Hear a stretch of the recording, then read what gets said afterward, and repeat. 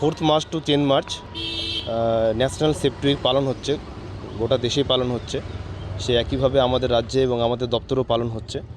আমরা ইসলামপুর ডিভিশন WBCDCL-এর তরফ থেকে আমরা আমাদের কর্মী, আমাদের অফিসার, সমস্ত আমাদের ডিভিশন এবং আমাদের যে সাপ্লাই অফিসগুলো রয়েছে তাদের সবারই উদ্যোগে আমরা একটি পথ মিছিল বের করেছি, যার উদ্দেশ্য হচ্ছে সকলের মধ্যে, শুধুমাত্র আমাদের কর্মীদের মধ্যে নয়, আমাদের গ্রাহকদের মধ্যে, কনজিউমারদের মধ্যে, জনসাধারণের মধ্যে একটা সুরক্ষার বার্তা পৌঁছে দেওয়া।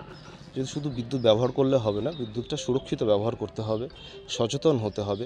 এই জিনিসগুলো আমরা প্রতি বছরই কম বেশি করে থাকি, বিভিন্ন সেফটি প্রোগ্রাম, সেফটি সেমিনার করে থাকি। তো আজকের দিনটা যেহেতু সেফটি উইক পালন করা হচ্ছে, সেই জন্য আমরা সিদ্ধান্ত নিয়েছিলাম যে ইসলামপুর শহরের মধ্যে আমরা একটা যদি র্যালি করতে পারি, তাহলে জনসাধারণের মধ্যে একটা মেসেজ, একটা বার্তা পৌঁছানো যাবে যে বিদ্যুতের ব্যবহার কীভাবে হওয়া উচিত, সুরক্ষিত ব্যবহার করা উচিত।